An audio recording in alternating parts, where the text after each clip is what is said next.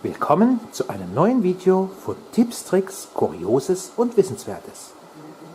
In diesem Video möchte ich euch zeigen, wie man einen Kaminofen vorbereitet, bevor man ihn in Betrieb nimmt.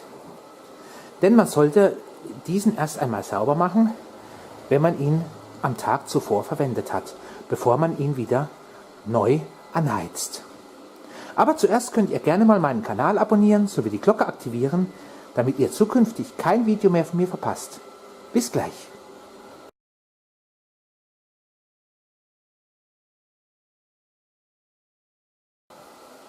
So, wie ihr seht, war der Kaminofen gestern in Betrieb und es befinden sich noch Reste von Holzstückchen sowie Asche im Ofen selbst.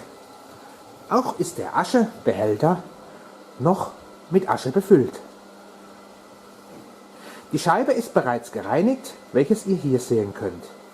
Wie man dies am besten macht, habe ich euch in einem anderen Video gezeigt, welches ihr hier oben anklicken könnt. Wenn ihr die Scheibe bereits gereinigt habt, nehmt so einen Haken oder Schieber und schiebt die komplette alte Asche in die Mitte des Kaminofens. Auch die kleinen Holzstückchen, die übrig geblieben sind, alles am besten in die Mitte. Die Asche sowie die kleinen Stückchen werden herunterfallen und sich im Aschekasten ansammeln.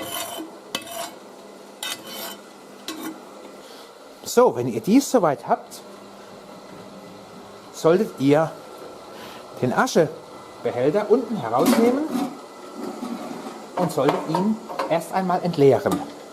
Denn es ist recht wichtig, dass man immer einen leeren Aschebehälter im Kaminofen hat. Denn dann sieht der Kaminofen auch viel besser.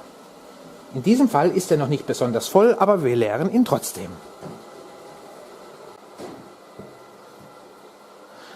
Sobald euer Aschekasten geleert ist, könnt ihr diesen wieder hineinschieben.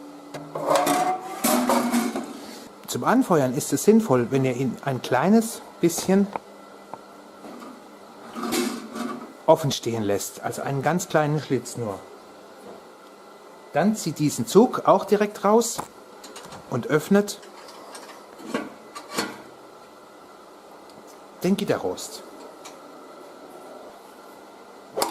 Verwendet zum Anzünden nicht unbedingt Papier, denn dadurch entstehen die schwarzen Stellen an der Scheibe. Verwendet lieber Tannenzapfen, legt diese hinein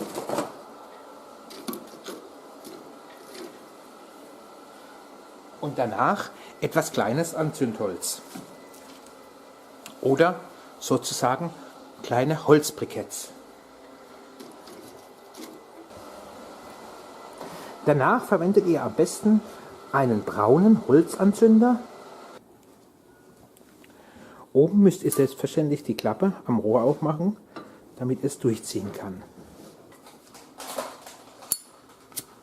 Dann zündet ihr den Würfel an und legt diesen auf eure Tannenzapfen. Ihr könnt die Tür noch leicht anlehnen oder sie aber auch direkt zumachen.